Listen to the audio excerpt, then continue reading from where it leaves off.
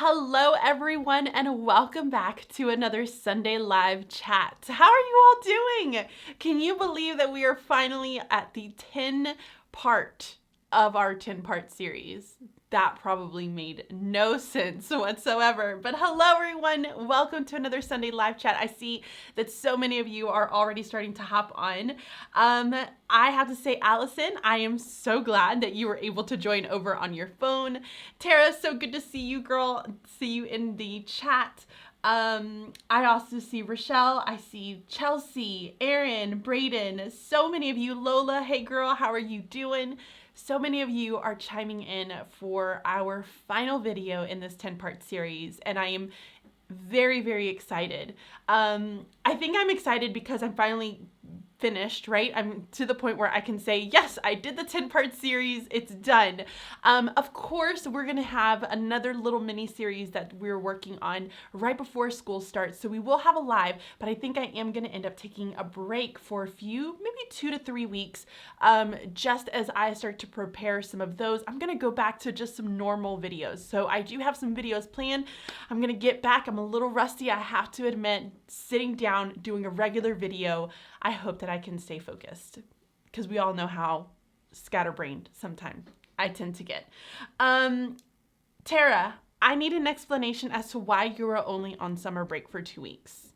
What's the deal with that? Like, are you doing some sort of a summer school? Like, are you really just going back to school that early? Like, what's happening there? Because I am feeling for you at the moment. Unicorns girl, so good to see you in there. I feel like I haven't chatted with you in a while. I felt like, I don't know, like we haven't even texted. Like, she has my phone number. Haven't even texted with you. So we definitely need to get back to doing that. And I'm still waiting for us to be able to go out and have coffee or something sometime soon before school starts up again. Okay. Hey guys, I just want to catch you up with a couple of different things because I feel like there's all sorts of stuff that's kind of happening. One, it's gonna be my birthday in a week and a half. Week and a half. July 5th. I'm a July 5th baby. So it's gonna be my birthday. I am gonna be halfway to 70. And at 70, my husband is gonna stop loving me because Ed Sheeran said so in his song. I prefer Randy Travis. Who's Randy Travis? I'm gonna love you forever. Oh, that's sweet. He's sucking up right now. Guys, he doesn't really say that. So I just wanted to mention that it's going to be my birthday pretty soon. I don't really like my birthday, to be honest. I feel like it's just something I no longer really want to celebrate. Maybe it's just the fact that I'm just getting super old. 35 years old. Yes, I know I look incredibly young. Both my husband and I look like we're no longer 12. Let's just be honest. But I feel like we still pass off for a young, like early 20s couple, and we're not. He's almost close to 40. Ew, it's very gross. The other thing that I feel as though I have to tell you guys is, so every evening, you guys know that Trin and I, we have like our little routine. We put the kids to bed, we go and lay down. I'm pretty much zonked, like I can't really do work in the evenings. So I like to just go and lay down, and I typically like to watch murder. You guys know I'm all about the murder scenes, like all the ID stuff. Totally love it. I dig it. But recently, and this is all Michelle's fault, pocket full of primary, all Michelle's fault, I started watching The Office. Guys, I have never seen The Office, like episode to episode, all of them together, combined into one. And I'm finally to the part where Jim and Pam are together, and my world is officially complete. So I just really wanted to say that. I felt like super excited. Was it last night that they finally got together? Yes. It's like season 4. What in the world is happening? Okay, did Tara tell me why she was just only gonna get 2 weeks? Yeah, summer school and then more stuff. Okay, that's kind of what I figured. You are such a doer, girl. You're a doer. Okay, so Lola goes, you're an Office newbie. Okay, listen, I've seen like bits and episodes like of The Office, but I've never actually like sat and watched the TV show The Office. Fun fact about me, I don't really like to watch TV shows like back to back. I feel like I should be doing something else. Like I can't really sit and watch TV shows. I can sit and watch movies, but a TV series I kind of sort of struggle with. So I've never been that person that's been able to do it. So yeah, I'm kind of an Office newbie, which I knew about The Office. I just didn't watch it totally, which is fine. But I am loving it. Okay, so here we go. Are you guys ready?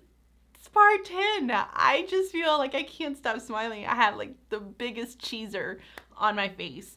So here we go, guys. Let's get into our 10-part series. Do the cheat sheet reminder. I'm gonna do it. He is so bossy.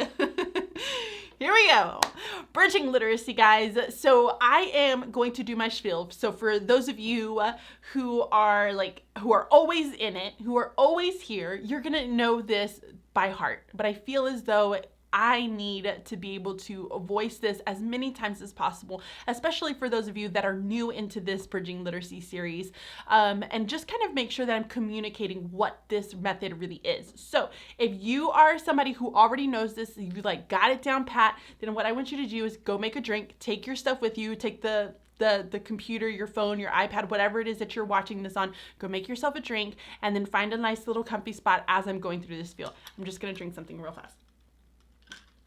Okay, so here's what I have to tell you. Bridging literacy. The biggest thing that I really want to communicate about what bridging literacy is, it's a method of instruction for combining reading and writing instruction together, okay? And it just really makes sense. This is the kind of stuff that we all kind of know that this is what we're supposed to be doing, and yet for some reason we still don't do it. And mainly it's because of tests. It's standardized tests, whatever it is. We are not really, we're taught to kind of separate the two when in all along we shouldn't be separating it. So I really developed this method in order to erase that. I wanted to combine the two because it made sense and combine it in a way that really allowed for students to be able to make the connections. I mean, we first have to be able to analyze and read something and understand what it is before we can then apply it. And the biggest thing that when I went to 4th grade was that I realized that I didn't really know how to teach writing. In fact, I felt like every single day that I was going into school in 4th grade, I felt like I was winging it.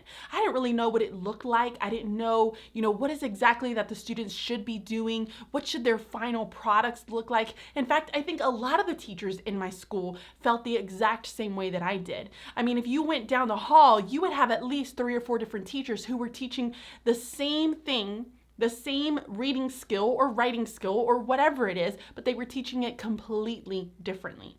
Why? Because our standards are so broad and we're not given enough professional development within our schools to really understand, dig deep, and really analyze what it is it's supposed to look like for our students. So if we don't have a very clear understanding of what the expectations are, how can we be able to put that into our students? How can we make them understand those expectations when we don't really get it in the first place? So in my journey, when I started teaching multi-age, I had 4th, 5th, and 6th grade, and I had to differentiate between what this writing really looked like. And y'all, that was hard. I'm sitting there and I have all these 3 grade levels, and I didn't really know what it was supposed to look like. So that's when my journey began to be able to find some sort of a solution. I really wanted everything to be tailored to the needs of my students because let's be real, guys, we try so hard for writing to be able to tailor it to where our kids are, and yet we still don't have the time. We don't have the time to meet with them for small groups because writing is so short, because reading takes up so much of that block, and we don't have the time to really provide all of these different lessons. So I wanted to be able to combine the two and also make sure that I was individualizing it based off of the needs of my students. That's when it clicked on me. And I realized that what I did in kindergarten could actually really help me in my 4th through 6th classroom. And in kindergarten, what I did was I really kind of made it to where everything really connected and everything started aligning. I had a lot of learners who were second language. So they were learning English as a second language. And I realized very, very quickly in my teaching career that it was really hard for them to all really understand and get what it was that I was trying to teach because they were so busy trying to just comprehend what it was that I was reading. And I was reading all these different books because we want to expose them to all the wonderful literature that's out there.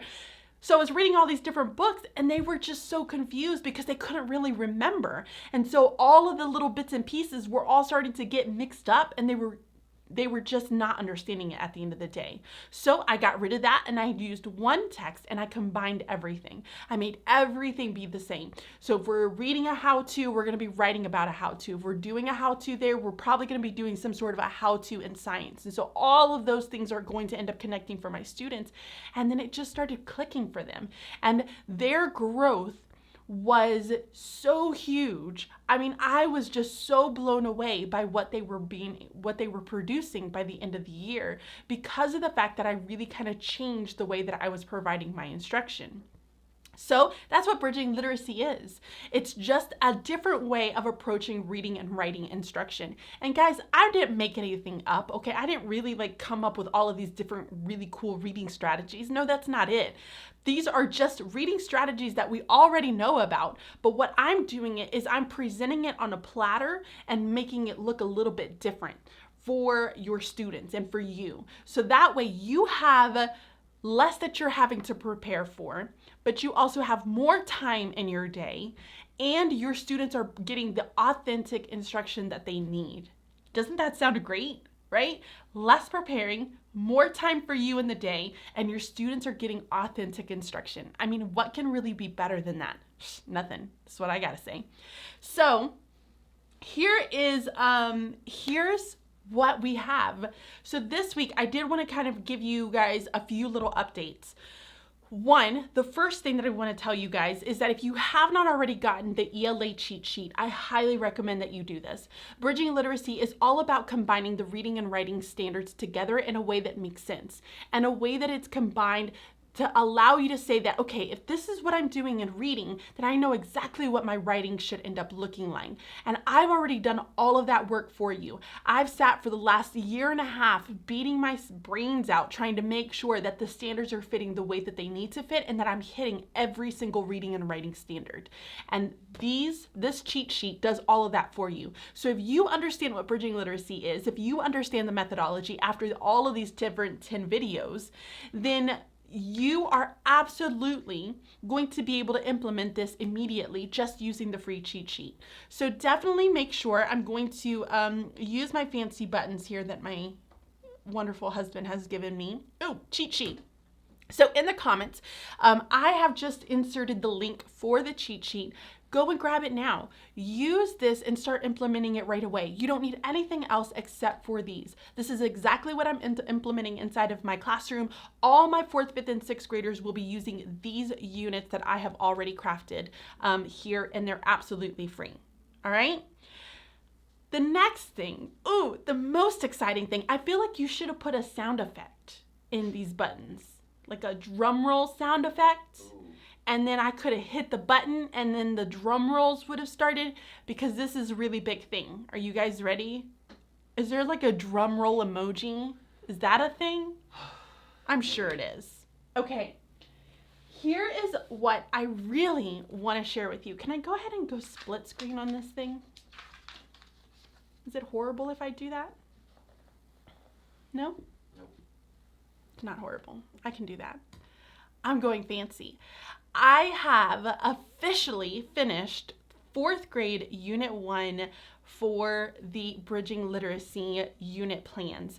Guys, this is like a whole lot of work. It's about 100 and I would say 8, I think it is, pages of full lesson plans, materials, guides, checklists, assessments. All of it is inside of this unit plan. It's completely done. 4th grade is finished. 5th and 6th grade is coming incredibly soon. I am working very, very hard at it. But I'm just so happy about this, guys. I can't even tell you how excited I am, because this is exactly what I'm going to be using this year. So if you're wondering, what is it that Bridget is going to be using? Because I'm sure that keeps you awake at night, right? It doesn't. It really doesn't. But I'm going to pretend it does. So if you are like staying awake in the middle of the night and you're like, I wonder what Bridget's using for her reading and writing class this year, this is exactly what I'm using for reading and writing this year. So I have the entire units ready for you. Like I said, it goes into table of contents. So I'm giving you guys a little bit of a sneak peek. I talk about a little personal narrative introduction just to walk you through what the unit's supposed to look like. You get a month and a glance page that allows you to kind of see all of the lessons, including what the students are doing independently. I have the set the stage. This is a letter that you send home to families every time that you start a new unit. So I have those prepared ready for you so that they know exactly what they can be doing with their students, with their children at home to be able to help them as they're going through this unit. We have pre-assessments. So we have the reading pre-assessments, including the rubric. I also have writing pre-assessment, including the rubric as well. And then I have actually 2 different rubrics, and then we go into the lessons. So this is the really, really good stuff. So in these lessons, I have 1 page every single day. So I go into what is the purpose of the lesson, what are the materials, and what's the presentation. So I kind of walk you through, here's what you're going to be doing through this lesson. Anything that's kind of italicized, that's going to be what you can say. So it's almost like, here's kind of the verbiage of what I would use with my students. I give you the assessment, and I also give you modifications and differentiation for your students. So very, very excited. And I feel like I came up with some really good ones. I just want to throw that out there. So every single day you have all of your lessons already written out.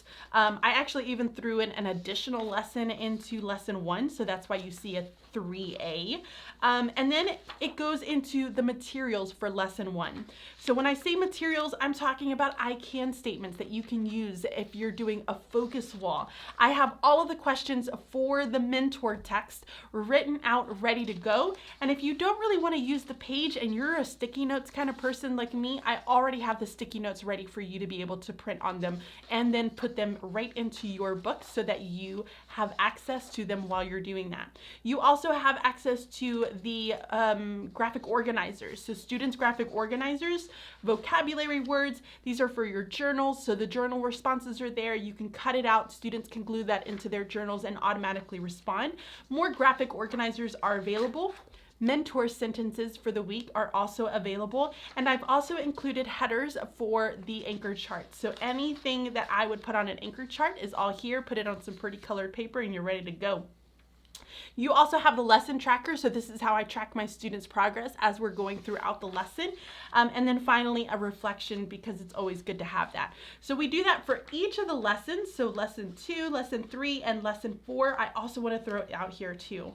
I added in some cases, because there are some cases where I feel like I would definitely use this, some additional activities. So like in this case, there is a show versus tell sentence sort. So if you even want to use it as a modification or differentiation, or you can actually do it as an activity that students do back when they go back to their seats, that's already there as well. But then at the end of all of that, all of those lessons, holy moly, there's a lot of stuff in here. You then have post-assessment. So you have a post-assessment that you can use for reading.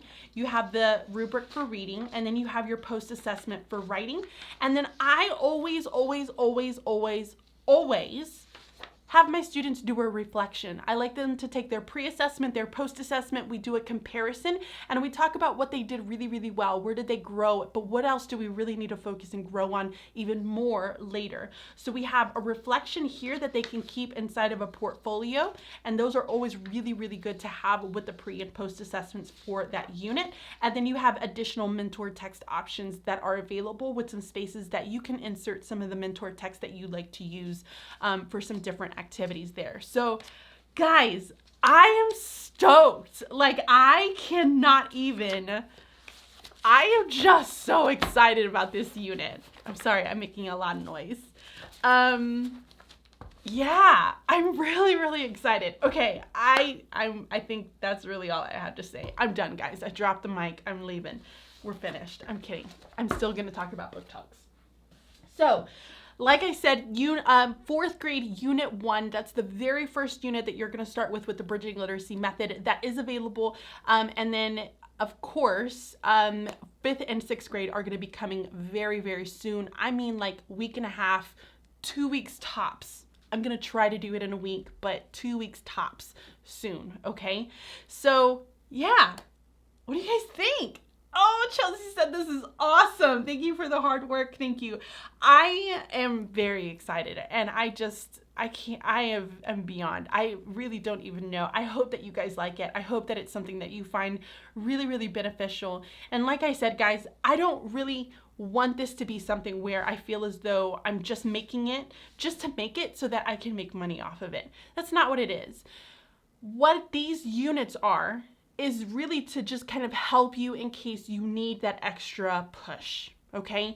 And I will be very, very honest with you guys. When I first started 4th grade and I came from kindergarten, I had to purchase somebody else's units for writing. And so I used those units for the first like half, maybe a little over half the year when I first started teaching. And I really, really needed it because I didn't know what it looked like. I didn't have a curriculum. I didn't have anything to go off of. I had no idea what it really looked like. And so I had to purchase somebody else's units to be able to go off of them until I started to kind of develop my own way of doing things.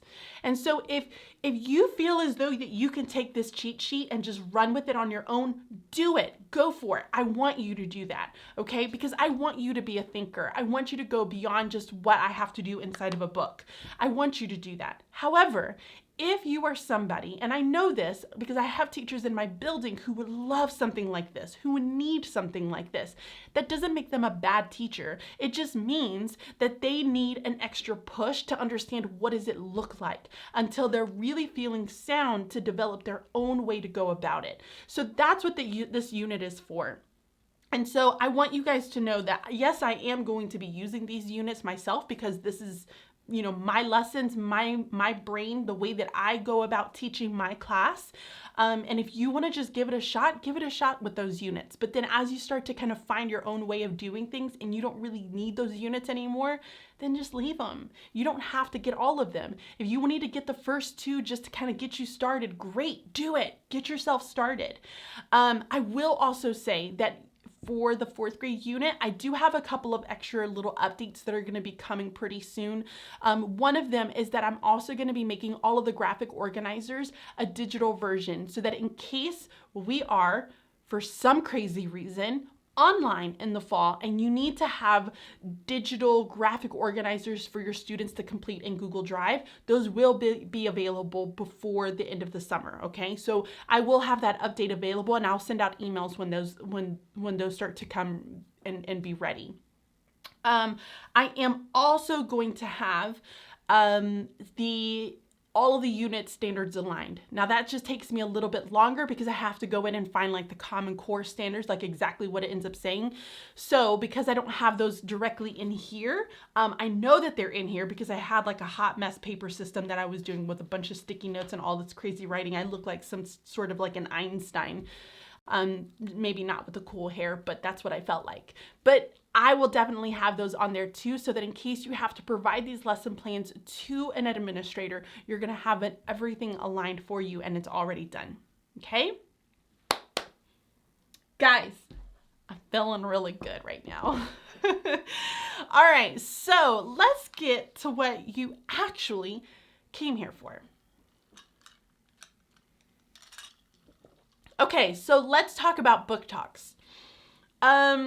So this is part 10 of this is like our final video for our 10-part series.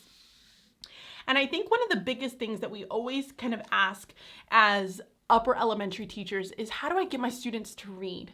How do I get them to love books? I feel as though we get kids coming in all different ways, right? We get kids who are already really, really great readers and they love to read and that's all they want to do, right? I would have kids that the bell would ring, their bus would be called and I'm like, hey, come on, let's go. We got to get out. You put the book down, because they would never pay attention. They were so into what they were reading.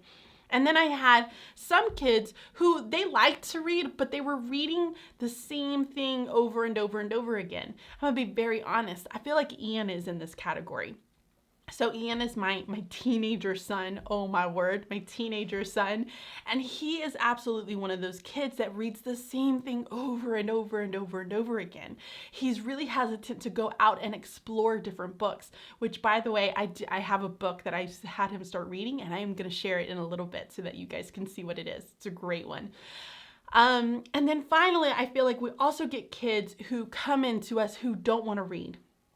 They're the ones that just kind of sit there with the book and they have it open, but they never read a single word, or they're the book hoppers, right? They hop and hop and hop from book to book to book to book without ever really finishing one because they're not into it. They don't really kind of get invested into the characters and the storyline of the story. And so they just hop from one book to the other because they know that they should be reading, but they just don't have the desire to do it. So how do we get our kids to love books?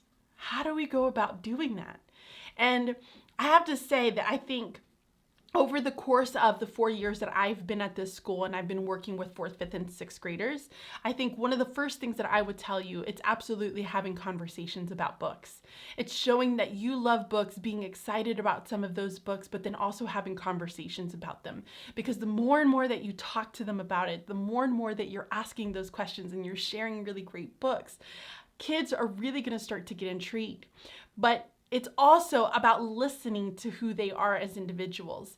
Because if we are listening to their likes and what they are into and what they kind of get excited about, then that means that you're kind of that person that starts to look for those books. You're the librarian, right? You look for those books that kid is going to get really excited about, and you're going to put that into their hands. You want it to be readily available for them. Because if they're not readers, they're not going to actively be looking for a book that interests them. They're going to just find anything they can find in order just to make sure that they're kind of filling the quota.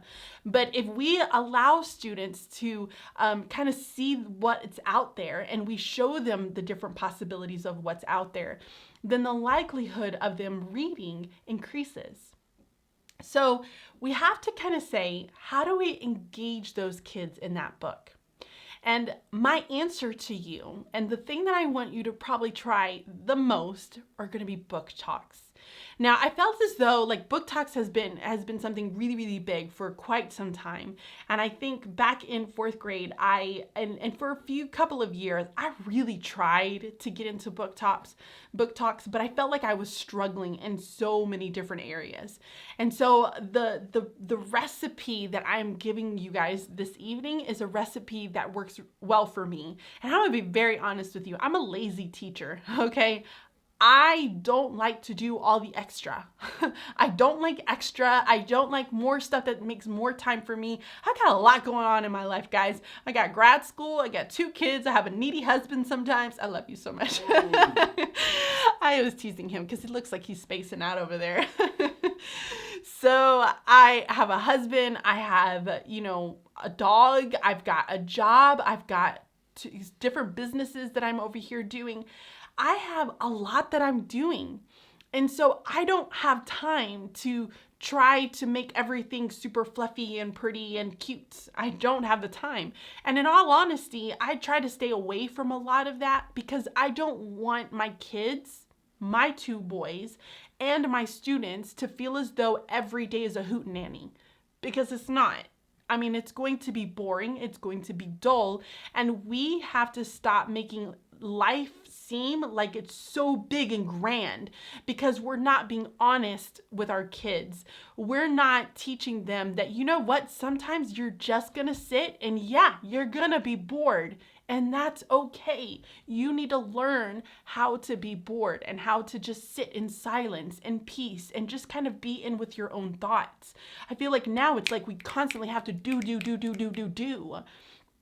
So I don't like to have everything super fancy and fluffy and wonderful. Sometimes I do. I like to have fun sometimes. I mean, I like a good party every once in a while, but I don't want that to be a regular. It's not an everyday thing for me, and I don't want my students to think that that's kind of what life is, because it's not. I felt as though my sister and I, my sister is 10 years younger than me, by the way, but I remember when we were younger, she was in her teens, and then I was in my very early 20s. It was when I had Ian. He was a little bitty baby, and I was living with my mom at the time, and of course, all my sister and my brother. And my sister was a huge bookworm. She loved to read books, and so I got hooked, and I started reading lots of different books. Of course, like the regular stuff, like Twilight and all of the other things that are out there, and I just kind of started getting really into it because I knew I was going to be a teacher at that time. And so I wanted to read as much as possible because I had never done that when I was a kid. And so I remember her and I kind of sitting, and we were always talking about these guy characters in like the Sarah Destin, I think Destin books, Sarah Destin, but she has like all of these love story books, and these guys are always pictured to be like the Prince Charming, right? And then you go in real life and you're like, but the guys are not like that in real life. And it's because they're painting this picture that everything is absolutely perfect in these books. And so I very quickly had to realize that life isn't really like that. Like, life sometimes is boring, and life is not always going to be this picture perfect scenario that I've painted in my head because of what I see in the movies or what I read in the books. And so I like to kind of have things a little bit boring. So long story short, this is not like, it's not really fancy. It's actually very, very simple. And it's something that I have found that works really well for me. So if you're like me and you tend to be like on the lazier side and you want something that's a very simple way of approaching it, this is going to be for you. Okay.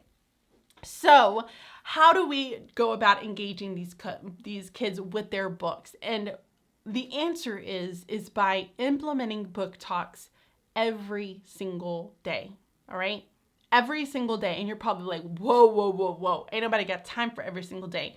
Well, if you combine bridging literacy and you combine it with the book talks the way that I'm going to do it, you are absolutely going to have time to do this, okay? And I am going to share how you're going to do that in a little bit. So first, let's talk about what is a book talk. Well, it's exactly what the name is. It's you talking about a book. You're sharing a little kind of commercial of what the book is going to be about. All right. And this is a great way of kind of all kids sharing all different types of books and getting other kids really excited about it. Because when your peers are doing something that you think is really cool, you're automatically going to want to do it. I mean, that's like the best advertisement that's ever out there, right? You go to a really happening place that's like this best restaurant ever. You go and text to like 5 or 6 of your friends, OMG, you have to go to this place because it's so good. And what do they automatically do? They all go to that place because you said it was so good. It's word of mouth. Number 1 advertising. Works every time.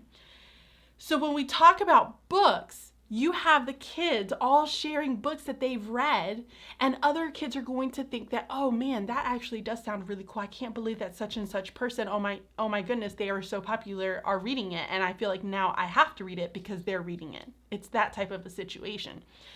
But it also really forces kids to get up and to present, which we don't have kids do enough. We don't have them get up and share and talk with one another enough. We need to give kids opportunity to be in the spotlight and to understand how do we communicate in a very concise and effective way, and how can we become better presenters. So I am also going to share how I do that with my students. So when we talk about book talks in general, it's literally like a 1 to 2 minute time where a student is standing or the teacher is standing in front of the class and they're just having a conversation of what this book is about. Now, I do this in a lot of different ways. One of the ways that I do it is just a book talk. They're going to stand in front. They're going to have the book. Sometimes they dress up. Sometimes I dress up. It gets a little fun. I have a huge bin and it's got a lot of dress up stuff. So sometimes the kids will make things or they'll bring things in and it's just good times. I say I don't do things fancy. I don't do that all the time. Not all the time. Sometimes. If I'm really into it, I will definitely do it. So it's 1 to 2 minutes of their time where they stand up and they just have a conversation about books. What's important is that we teach kids how to stay within that 1 to 2 minutes, because there are some kids who will just go on and on and on and on and on. Like me, I am a jabbermouth and I will completely lose track, and then the next thing you know it, I'm telling you about the vacation that I went on about 3 years ago. So it makes no sense with what's going on. So it's really important that we teach kids how to organize the information in a very concise way. So that's where my book talks resource is going to come into play. Are you watching questions for me? No. He's not watching questions. He's sitting here watching me, and it's making me really nervous. What do you want? I just want to make sure that nobody has a question at the moment. He's naughty. You're doing great. Thanks. Okay. So, what I'm going to do is I'm actually going to do a book talk for you, just to kind of give you a little bit of an example. So here's my book talk that I'm going to do for you guys. Have you guys ever seen this book? I Want an Iguana. I Want an Iguana. It would be cool if I had an iguana or like a puppet iguana, and I would have my puppet iguana like on my hand. That would be fun, but I don't have one, so I can't do that with you guys. I did go ahead and prepare mine in advance, so I have my book talk ready to go. And I am going to just read off of it, just so that you have kind of a very good idea of what I would want for my students. So I'm a student in the SPAC Attacks class, and I'm gonna have my book, I Want an Iguana. Sometimes the kids will just kind of prop it up. Sometimes they bring in little props and they'll have them around. So they just kind of do that, and they'll have their writing in front of them. And that's okay that they're holding it, and I tell them that that's fine. I want them to kind of learn, and I will kind of give them some advice as they go along, but they get better and better. So here's my book talk on I Want an Iguana. All right. I Want an Iguana is by Karen Kaufman Orloff and David Catrow. Have you ever wanted something so bad that you'd say just about anything to get it? Yeah, me too. Alex and his mother write a series of letters to one another as Alex tries to convince his mom that he should take his friend's baby iguana. This book will have you smiling and connecting to times when you wanted something just as much. Do you think Alex has what it takes to convince his mom? You'll have to read it to find out. I give it a 5-star rating. Okay? Simple, short, sweet, to the point, boom, done. Okay? That's a little book talk. I felt like that was really short. Super short. That's all right. And I'm going to show you some different methods that are out there, and it's really going to differentiate for your kids. I really just wanted to do this one because I thought it was cute. And plus, I'm going to use it for an Instagram picture. Eventually. So, Trent's laughing at me because he knows I'm so bad on Instagram. All right, so that's a book talk. That's it. It's a short, sweet, simple, to the point, little blurb where you're just kind of sharing a text. And so I'm going to kind of start to walk you through, because I want to share with you how I go about introducing book talks. But let's really quick, before I kind of show you how to introduce it, I do want to kind of just backtrack just a little bit. When my students are sitting and they're standing and they're kind of doing their book, I have all my students making sure that we're following the eye contact. We have our hands in our laps, we're really listening, we're focused, we're following, we're tracking, we're doing all of the things that we should be doing as good listeners. And then what I do on the back end is that I actually kind of stay in the back, and then I will really just kind of listen in. And then what I do is I have a rubric, and as I'm listening, I'll be writing different parts. Now, to every single book talk, there is all of these different components. And the components that I'm talking about are like, do they have an opening? Did they give a summary? Did they give an impression? Do they have a closing? What was their presentation like? What was the written form like? If they have a written form, all of those different pieces, I want to kind of share a little bit about them. So what I do is I do the single point rubric. Remember when we talked about rubrics that one day? So we have the grow and then we have the glow. And so I can, as they're doing it, I'm kind of writing little things here and there.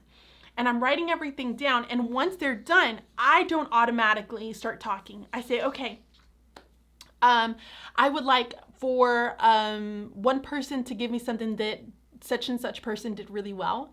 And then I want one person to tell me one thing that they can improve on for next time. Okay, that's how I open it up every single time. And so I have my students, somebody will raise, I say, yep, go ahead and speak. So such and such person, I think you did a really great job doing A, B, C, D, E, F, G. Okay, great. Now I need somebody who can tell me what they can grow in. Somebody stands, they say, you know what? I think that you did a great job here. I think we also need to kind of grow and be better by doing this. Here's a great idea for you to be able to kind of try it out next time. Done. When they're done, I will then speak. And so this is a really good opportunity for other kids to kind of listen in so that they have a better idea of what it is that they should be presenting when it's their turn. Okay, so I tell them, make sure you're listening because you never know. This might help you for when you go to start presenting. But then I'll kind of go through and I'll say, you know what? I think that you did a great job with this and this. I really do want you to kind of improve with this. And usually it has something to do with presentation, guys, because typically their written forms are really, really good. It's all the presentation piece. So I will tell my students, hey, I really want you to try to have your eyes up every once in a while. So if you notice that as I talked, yeah, I looked down, but then I also tried to look at you a couple of times while I was doing the little presentation. And then I also maybe will talk about if they are speaking too softly, you need to raise your voice. You need to kind of speak up a little bit more. So it's different little pointers like that as they do it more and more and more, they get used to it. But that's why it's so important for us to give our students opportunities to speak up into the class and to everyone so that they can kind of get over that fear. So that's pretty much what they do. And then what I'll do is I'll take this rubric and I will staple it to whatever written form that they turned in. So even if they're doing a normal talk where they're just kind of talking to everyone, they still have something that they turn in to me, and we keep track of it so that we can kind of see how they progress and how they grow over the course of, if you want to do it as a trimester or a semester, whatever it is. We want to kind of track that and see what they're doing and getting better at. And we do that through our individual conferences. Okay, so you're probably all wondering, when do you do this? Because I run my lessons as small groups. Now, remember, if you're doing Bridging Literacy Method, you don't necessarily have to do all small groups. This will work as a whole group. This also will work, but I will caution you to be very careful that you as like a reading and a writing, two separate time classes with two different lessons. I will warn you though that if you do that, you want to make sure that you're really trying to follow that progression so that it's staying aligned with the reading and writing. Because if I'm going to do a lesson on writing with setting for descriptive setting, I want to make sure that that's already been taught in reading. So I don't necessarily discourage that. I just say be very careful when you're doing both reading and writing separate. I would still like to have them combined, do it as a whole group, and I think it will work great, or do it as small groups like I do. And again, I think it will work great for you. So here's my thought. When I actually do this, for those of you that have been following me for a while, you know that I have a morning meeting for the beginning of every single one of my classes. So every single day when I switch my kids around, so we switch for like math, we switch for ELA, we switch for content, okay? Whenever we switch, I will stand outside of my classroom, I will greet everybody as they come in, and they automatically know to take a seat on my stars. So guys, if you remember, I have those really big stars that are like in this weird looking like oval circle shape. It's not a circle, it's an oval. So my kids will come in and they'll take a seat on their stars. When they take a seat on the stars, we get started with our morning meeting. And for ELA, the morning meeting is to make sure that we have book talks. And so I'm going to show you how I schedule those book talks in just a moment. But typically, if we have a book talk, we get started first with our book talks. And so I will say, hey guys, we're going to have such and such and such and such person do a book talk today. We're going to listen to them, and then I'm going to tell you exactly what you're going to be doing as you go out for the remainder of ELA. So then the kids will come up, they'll do their presentations, they will sit back down, and it's like a little morning meeting. So I do a morning meeting, and then I have a closing circle at the beginning and the end of every single one of my content or class times. And it works out really, really well for me. So it takes probably no more than maybe 5-8 minutes at the most. I try to never go past 10 minutes. Sometimes if we're kind of goofing around and just being silly as a class, like sometimes I will go over 10 minutes, but I try not to. 5 to 8 minutes scheduled into that, and it's been a really great way to transition ourselves to get ready for our workshop times. So that way I'm setting up those expectations immediately. My students understand exactly what they should be doing, and they go out and they get to work, and then I can get to teaching my class or my small groups quickly. So, okay, here we go. Let me talk about how we introduce this. So I'm going to go into, we're going to talk about how to get started with book talks, essentially, because I do think it's a really, really important thing to consider when we are getting started with those book talks is how are we going to start implementing these with our students? Because the way that we implement something with our students is really going to kind of define and set the stage for them, and it really makes sure, what are you doing over here, Sparky? What do you mean? Oh, you're so nice. He's sending me questions. So it's really going to define and make sure that I know exactly, they know exactly what's expected of them, because I want them to have that practice beforehand, okay? So really quick, let me go into a few of the questions that I have over here. Desiree said, do they do this with books and have they read independently? Read aloud books, mentor text, small group reading. They're doing this with their independent reading texts, okay? Independent reading texts. What I'm going to show you about how we do get started with them, it's going to be a little bit of both, but I'm going to share with that in just a moment. But as we go along and once we've I've introduced it, they're only doing it with their independent reading books, which is a really great way to make sure students are reading because you're going to know which ones have read and which ones have not read by listening to their book talk. You would just know.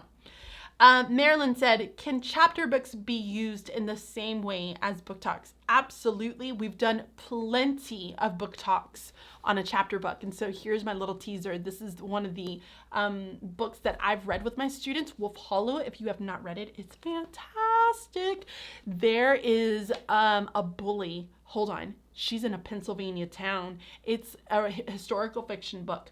But there's Betty. Y'all, Betty is mean.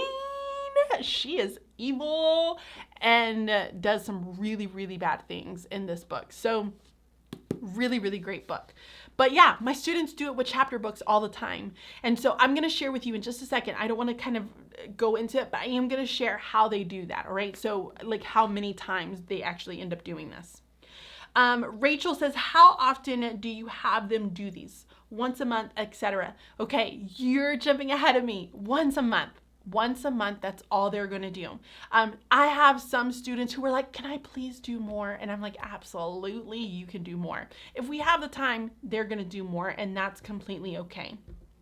Crystal said, kids could present halfway through a chapter book, ask classmates to predict what will happen, then present again next week about how the plot turned and resolved. I think that's a really fun way of doing it. I do think that that would tend to be a little bit harder to manage, but I do think that that's a really fun and interesting way to kind of present it with your students. Okay, so here we go. So let me share with you the resource itself, and I'm going to talk you through a few different pieces on how I get these started. All right. So the first thing that I want to show to you are going to be some of the resources. The first thing that we do is I kind of talk about what is a book talk with my students. We create an anchor chart ourselves, and then we discuss how do we go about giving them. And typically when I do these book talks in the very beginning, I'm actually just taking an entire maybe 3 days, 4 days, however long you want to take, and I am presenting book talks every single day. And I might do 1 or 2 of them, okay? And this is when I get kind of fun with it and I start to dress up because it does kind of entertain them a little bit. And they think it is funny. So before I ever start my reading and writing workshop, this is at the very, very beginning of the year, guys, I do these because I have the time to do it, okay? So I will talk to them about how to give a book talk. So I will first go through, we'll discuss what a book talk is, and then I'm going to kind of present to them every single day about 2 different books that I want to share with them. Sometimes I show them movies, like the little commercial clips that you can find online. Sometimes I'll show them those, and then I will do one that I just kind of, like I just did with you out with the I Want Iguana. I'll just present it to them. And so I do that for the first 2 or 3 days, and then afterwards I'll present this to them. I'm going to say, hey guys, so I've been doing book talks talks the past few days, and I see that a lot of you really enjoy them. And I've even noticed that some of you have gone out and you've actually selected the books that I've presented to you, which has been very exciting. But I'm really ready to start kind of hearing from you as readers, because I'm sure that there are some books out there that I have never heard of, and you guys might have some really great recommendations for me, but also for your classmates. So today we're going to discuss how to give a book talk, okay? And so again, this is reading and writing workshop, so I have the time to do this. So I'm going to say how to give a book talk. So we talk about what an opening statement is, a summary, an impression, and a closing. I go through them.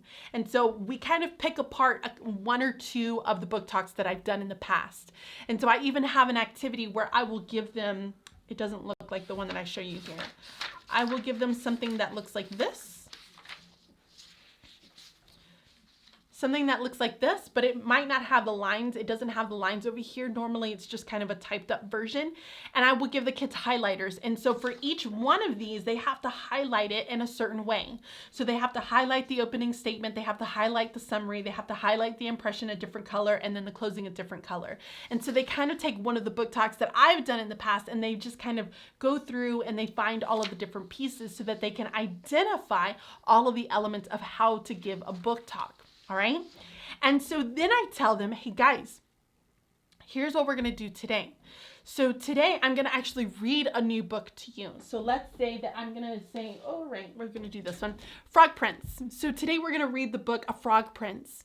And I'm going to read this out loud to all of you. And then I'm going to have you guys work in partners to be able to complete a book talk together. So I'm going to read the book, and then I'm going to send them out to work on a book talk. Now I'm only going to do one version of these. All right, one version of these. So the first version that I give them, because there's a few different ones in this book talk resource. The first one that I give them looks like this. It's a legit template. Like, it walks them through it. It says, hook your audience with a few questions, describe a scene, or read a quote from the book. That's what they're going to do there. I recently read the genre, the book title of the book by the author. The story takes place, describe the setting, give the main characters and the relationship and problem. It walks them through it. Okay? When we come back together, I have a couple of people present it.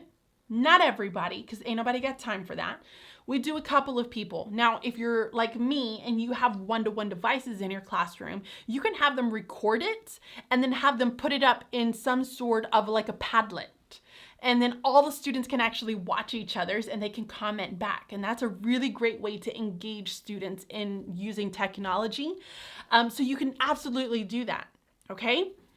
If you don't have that, it's okay. Just do a couple of them and then other kids will get opportunities on different days.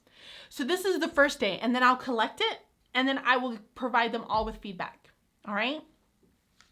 Then I will come to them and I will say, guys, I felt like y'all did such a great job. I want to do another one.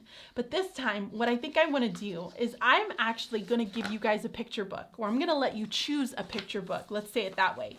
But instead of you doing it with a partner this time, and instead of me reading the book, you're going to get to choose your own picture book, because I have a lot of picture books. You're going to choose your own picture book, and I'm going to have you write it on your own. Okay? So they're going to go out, they're going to find a picture book, they're going to read it, they're going to complete a book talk. I'm going to have a few people share, and then I'm going to collect all of these and provide kids with feedback. All right? That's introducing the first one. And so once I kind of get them used to it, and we've done this a few times, then I'm going to start to open the floor. And when I mean open the floor, I mean that I'm going to start to put one of these out. Now, I like this setup because it's super easy for me. Again, hashtag I'm a lazy teacher. And I can literally just print a bunch of these out for the beginning of the year. I put it in a little file folder, and then all I have to do is fill in the dates. But I will just look at the dates. And so here on this side is where I would write the dates in.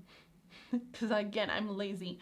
So I might write, let's start with the 5th, because that's super special day, July 5th. It's my birthday. I'm going to just kind of put them in. And if I have breaks, that's fine. And I'm going to say, oh, guys, I can't do them on those days because I'm going to be in a meeting. I know for a fact that I'm going to be in a meeting, so I won't even be here that day. So I write the days in like that, and I will post this up on my wall. And so as kids come in, or they know they have to be able to do one of these, they're going to write their names in. So Bridget's going to be presenting on the 5th. So every single day, once my students are coming in and they're taking a seat on their stars, I'm going to look at this and I'm going to say, okay, Bridget and such person, are you ready to go? Because you're about to start. You're going to get started with our groups. Somebody asked, do they know how many they're going to do this? They do it once a month. Once a month. That is my requirement. So I keep these and I make sure I have everybody's name on here. So once a month, and I kind of just keep a checklist of all of the kids and making sure that they do at least one book talk a month. Now, I think there was maybe 1 month this year where I was like, okay, guys, I am out way too much this month. It's not going to happen. So, we're going to have to kind of stretch it. And so we ended up stretching it. It was not a big deal. But we, for the most part, will do it once a month. They will do one book talk a month, which it's a really great setup, easy for me to keep track of because it's right on my board and I can absolutely just kind of see who is missing and who hasn't done it yet, especially as we start to get closer to the end of the month. So I will constantly make those reminders. And if I have a day where there's nobody there, I'm going to say, guys, don't forget. All right. I don't have anybody presenting a book talk today, but I just want to remind you, we're getting closer to the end of the month.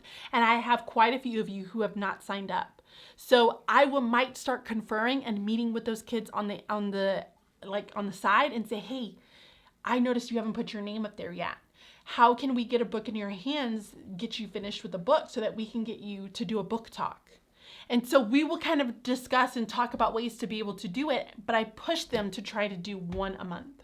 All right. So like I said, I have a bunch of these. There's August, there's September. It's super simple. It keeps it very easy for me, but that's how my students sign up. And that's how I make sure that the kids who are ready to present are ready to go. Because literally I walk through my door, I see it up on my wall, and then I come and walk around and I'm able to set the 2 people's names who are ready for their book talks. Now, spoiler alert, I will tell you that normally I will say, let's say it was Bridget and Trent who are presenting on the 5th. I will say to Bridget and Trent a couple of days beforehand, hey, you need to have your material submitted to me, by the 1st or the 2nd or whatever it is. You need to have your material submitted to me about 1 or 2 days beforehand so that I can look over it. Because I do like to read over it really fast just to make sure that if they're missing something, I have them go back and correct it immediately. Because I don't want them to feel embarrassed or ill-prepared for that day. I want them to be prepared. So they will submit those to me 1 or 2 days beforehand. So that's what that looks like. You guys feel good with that? Again, I feel like this is something that a lot of you don't even have to have this. You can absolutely just go and make it yourself. But it's here for you if you feel as though you need it. Okay, so once we have done a normal book talk, so this is what I call my normal book talk, right? They're standing up and they're talking to you about a book. This is my normal book talk. But once we have done that, we start to kind of open it up a little bit. And again, I do the exact same process, guys. I model it for them. I have them go out and try it a couple of different times because I want to provide them feedback. The slower that I kind of roll this out, the better they are going to be at implementing it throughout the year. I've already set those expectations. I've reinforced the expectations and they're going to stay that way for the entire year. So really quick, I'm going to show you the book talk. So I have a peer review, which I do when I kind of present them at the very beginning. Sometimes we do peer reviews. So there's a peer review one. And then it also has like a reviewed by. But then you have the book talk rubric, which is the one that I follow. So I do a glow and grow here. And I give them percentages and points at the very end of it. This will go along with pretty much all of them. Okay, so all of the book talks, all of that's there. The other one that I will do is this one, which is kind of the small one that you see here. And what this is it's one that sticks out like this, right? So it kind of sticks out here. And I like these because you can put them out on little stands. I started using stands this year for my books. And I can put them out on little stands. And so as kids are seeing that new ones are added, they can go and read the review, especially if they're not in my reading class, but maybe they're in my homeroom or my math class. They can go and read the review and they can take the book if they want to take it, which is really nice. So it's a good little feature and it's another way for them to implement it. It's a little bit harder because it doesn't give them here are all the elements that you have to have. So they have to make sure that they have those, but the kids really enjoy them. And so finally, the last one that I really, really, really love is going to be a book trailer. I love book trailers, guys. And I have to tell you, so my kids kind of do these in different ways. I told you that I have like these little book talks that we'll do. We have the normal book talk where they're just talking. But then I also have a class website where my students will write out a post and they actually take a picture of their book like they're a blogger. It's really cute. So they'll take a picture of their book and they will present it and we will upload it and we'll share it out to families. And sometimes my kids will just put up their blog post and they'll just read their blog post out loud, which is fine. And I accept that as well. So we have the blog post, we have the normal talking, but then we also have a book trailer, which I love. And so the book trailers are where they use like an iMovie to be able to produce some sort of a trailer, like a commercial trailer of that book. So when I teach this, again, I model it. I show that to them. I show them the book trailers that I've made. They go out, they have opportunities to practice, and I give them some sort of a feedback. So we have a couple of different resources for this. So like they go through the planning page, which this is what I show them. And if you look here, like it says like which tone best matches. The exciting thriller, which is like adrenaline, expedition, squashbuckler, superhero, those are actually themes in iMovie. So like if they're doing a humorous book, like a funny book, then Bollywood, fairy tale, retro, or family are probably the theme that they want to stick with. So it kind of guides them into what theme to choose so that they're not just choosing something super duper random, because it does have a mood with it, right? We want them to understand what mood and tone is. So then it kind of goes through the setting, the problem, so on and so forth. But this is my favorite part. I show them how to fill out a storyboard. So we kind of show when we talk about all the little different parts, and we draw with our stick figures here to make it look like what our storyboard would be for our iMovie. And of course it has its own rubric because it is a little bit different. You have to have the presentation, all of those other parts are in there, but all of that is available there too. So yeah, that's kind of the huge little piece of all of the different components that I use in order to implement book talks. So let's go back to talking about how to get started with this. The big thing is that you want to do this before you start your reading and writing workshop. You also want to make sure that you are modeling it. You're kind of showing them what it looks like. You do it a couple of days, showing them what yours would look like. Then you kind of walk them through the process. Maybe they do it with partners, and then the next day, maybe they do it by themselves. And you don't introduce all of them immediately. You do one. Good, we've got that one. Now let's try the next one. All right, we got that one. Now let's introduce the next one. Yes, it does take a while. Yes, I think it takes a little bit of time away from you getting started immediately with your reading and writing workshop. However, I think it is the most worthwhile things that you absolutely will ever implement into your classrooms. The kids absolutely love them, especially when you start to tell them, hey, bring in knickknacks, bring in something that you want to show this, have props. They get really, really into it. Okay, so modeling is going to be the big thing. Yes, time to teach. Modeling is key. That is so important. We have to make sure that we're spending that time to model, because if we are not setting up those expectations, reinforcing the expectations, they are not going to remain consistent. Which brings me to my next point. Be consistent and available. The first thing is be consistent. I said every single day. Do this every single day. And the biggest thing when it comes to anything about consistency, productivity, anything that you ever do when it comes to organizing is that you have to remain consistent. It's going to be hard in the beginning. Why? Because it's something new for you. When it's something new, you have to train your brain to do it every single day. So I would set reminders on my phone. I would have a kid hold me accountable. Whatever it is, you have to be consistent. And you have to make sure that you're modeling it for your students. So even if maybe on a certain day you notice that there's not going to be anybody, well, maybe that's a day that you pull out a picture book and you introduce a picture book to them. Okay? So be consistent and have them share it going every single day.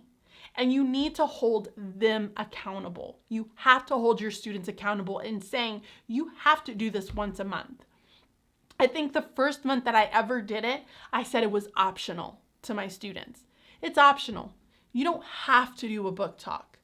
And then once we had kids who were kind of out there and they were doing it and they were really enjoying it, then I started saying, guys, this is the month. October is the month where everyone has to do one this month. And so you're really just pushing them out of their comfort zone, but you're supporting them in a way that is really going to help them. And that's the other thing that I want to say is that you want to have your resources available. Guys, don't just pick one of these and put them out. Put both of them out. One of them is a little bit more guided, and that's okay. I have plenty of students who need the guided ones. And then I have other students who choose not to have something guided because they want to put their own flair into it. And that's okay. It's just where they are as learners and as readers and as writers, and they all kind of have their different points. You have to have resources available for them.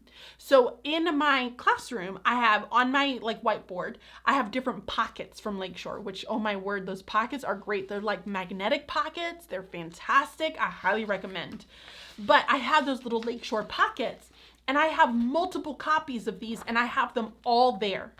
So I have how to give the book talks there. I have the rubrics there. I have all the resources up there ready for them so that I don't have to hear the excuse of, oh, there was nothing there. It's always there.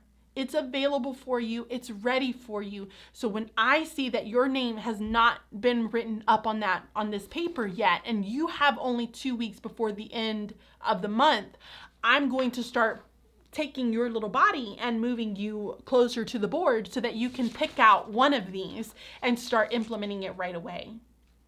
So be consistent and be available and have all of those materials available to your students. So guys, that is it. Oh my gosh, we just finished part 10. Oh my word. Feels good, doesn't it?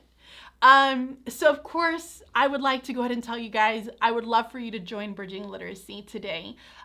We are very, very excited about the units that are coming and some other opportunities that we're going to have available through the Bridging Literacy community. You can go to, hold on, the link that I just dropped into the chat to be able to join us in this community. There's some fantastic teachers there. I am just always in awe by their brilliance, their passions, their enthusiasm. It's just great. So I would love it for you to join our community so that you can also learn to really grow as a literacy leader in your school and start to kind of implement some of the things that you really believe in and that you know are really going to work and what's good for our students. So, okay. Rachel asks, is it all completed? Oh, hold on, I moved. Is it all completed in school? If so, any book projects outside of school? It is all completed in school, unless my students would like to do it outside of school. So one of the things that they do independently, other than the work that they get from class, are going to be book talks. Sometimes my students choose to complete it outside of class, like do it for homework, and that's totally fine. But normally I don't try to give a ton of book projects outside of my classroom. And it's mainly because of the lack of resources that my students have. So we try not to have students do a lot of projects outside of class, just so that we make sure that everybody has kind of the opportunity of it having any resources available. So anytime I do like a big book project, I provide them with all the resources and I give them the time in class to be able to do that. G-Rod, join Bridging Literacy. I'm very excited. I am so happy to have you there. Love it, guys. Allison, you're great. Thank you. Yeah. Okay. Any plans? You guys doing anything? I feel like I'm going to take a few weeks off, so I'm not going to be on a live chat with you guys. So I feel like I now need to know, what are you doing for July? My parents are coming. Did I tell them that? My parents are coming this weekend for my birthday. We're going to party like it's my birthday. How many of you know that song? If you don't know it, you're really, really young.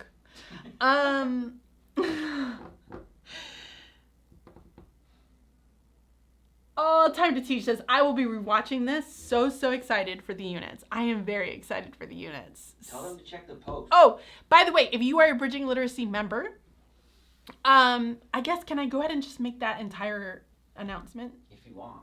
Okay. So it was starting the 27th. So yesterday. Okay. So this is going to be a little confusing. So I feel as though we started Bridging Literacy and we kind of said we're starting this community, but we don't really know what's going to be happening with the community. And I kept telling y'all, you need to get in with the community. It's time to get in with the community. Well, it's too late. I'm kidding. It's not late. It's a good thing if you join us, you're going to get a lot of great things. However, for those of you who are now going to be identified with your little badge, it's going to be a BLC founder. So you are a BLC founder. And what that means is that you were with us when we didn't really know what it was going to look like. And so you endured all of the crazy and the moving things around and what is it? The unknown. The unknown. It was basically the unknown. You are all going to be receiving one grade level completely for free. So you need to go into the Bridging Literacy community, check out the post. We put it into the resources forum, but you will be receiving one grade level units 1 through 6 for free. And so we are asking that if you have joined before yesterday, which is June 26th. So if you joined before June 26th into the Bridging Literacy community, you are going to receive one grade level absolutely for free for the units, because we truly do appreciate, and we are so very appreciative that you dealt with all of our crazy and just the unknown of what it was going to end up looking like. So you guys have that. And then for anyone who joins now on, Bridging Literacy members, like the literacy leaders, which is going to be your badge, like you get a little badge, not like a physical badge, but like a digital badge. You will have a literacy leader badge and you will receive 25% off of any of the units that we put up. So if you decide to join Bridging Literacy, which the price is now going to go up to $65. So it's not $50 anymore for the annual, it's $65 for the annual. So you pay $65 for the annual, you'll get a bunch of additional resources. Book Talks materials are one of those resources. So if you join Bridging Literacy, you get this automatically for free with some other additional resources as well.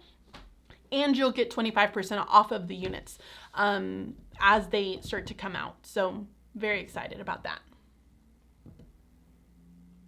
So, Bridging Literacy members, prior to the 26th, go check out BLC so that we can get you into getting those units. Yeah? Yep, they got to fill out the form. Fill the form out. And then Trent's doing whatever he's doing when it comes to that form. I don't really know what's going on with that form. But thank you to the people who are members but still bought it, so we have to refund a couple of people. What? BLC members that went and bought it. Who went and bought it? Naughty. I'm kidding. I'm sorry. Thank you. But we are going to end up refunding you. So if you are a BLC member, you went out and you bought something, we're going to refund that to you because we're giving that to you. Prior to the 27th. Yes, prior to the 27th. So we will definitely give that to you. We will get that all figured out. So I'm sure Trent will figure it out. I don't really know what's going on with that. Trent will figure it out. Trent's got this.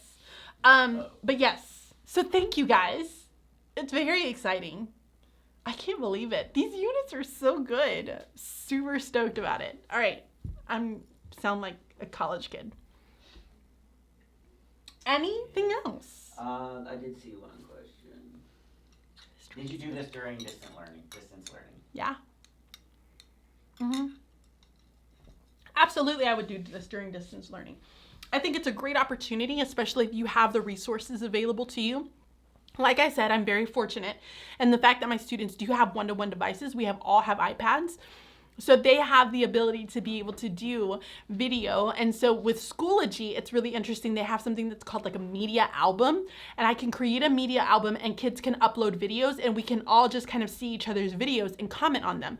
So it was really cute because at the very end of the year, my kids all did like their goodbye videos. And so they posted their goodbye videos and it was just the sweetest thing.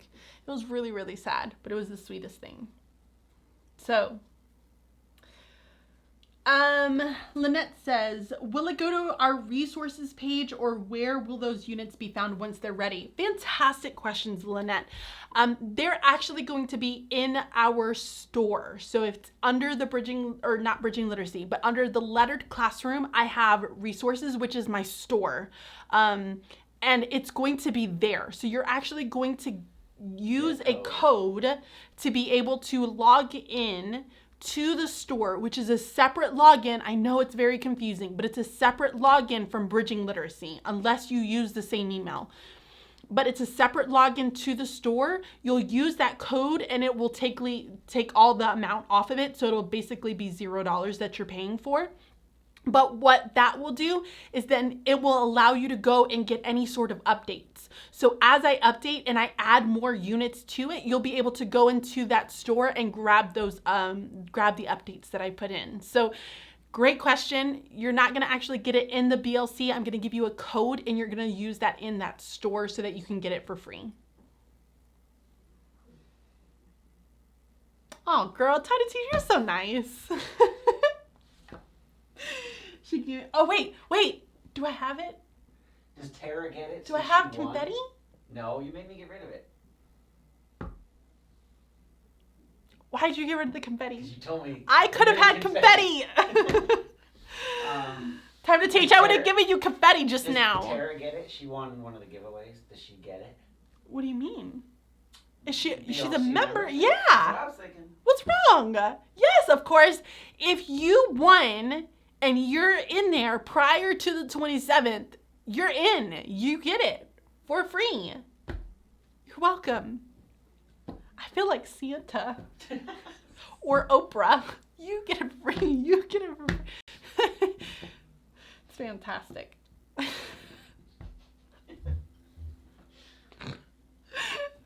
Sorry, guys. I think I'm just really giddy that this is the last one. I feel very, very excited. I'm proud of myself. Lord knows it took me forever, but I'm very proud that I did it. So,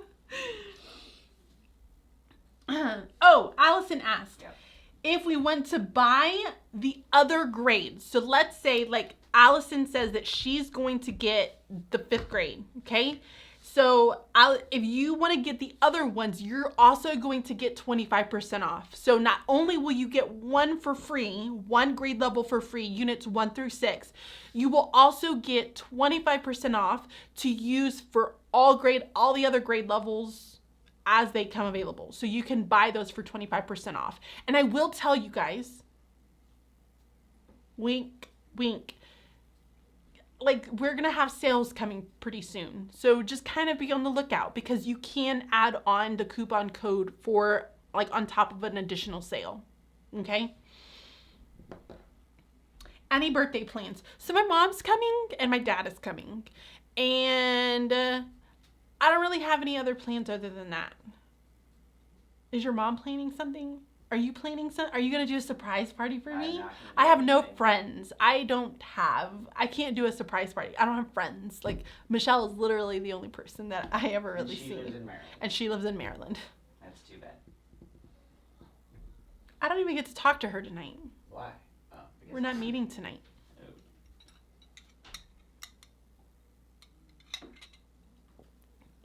So,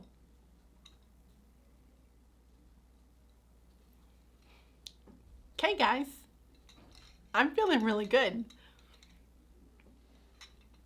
Here's what I am gonna say before we kind of start to end this, because I do see that a lot of people are starting to drop off. They're like, she stopped talking.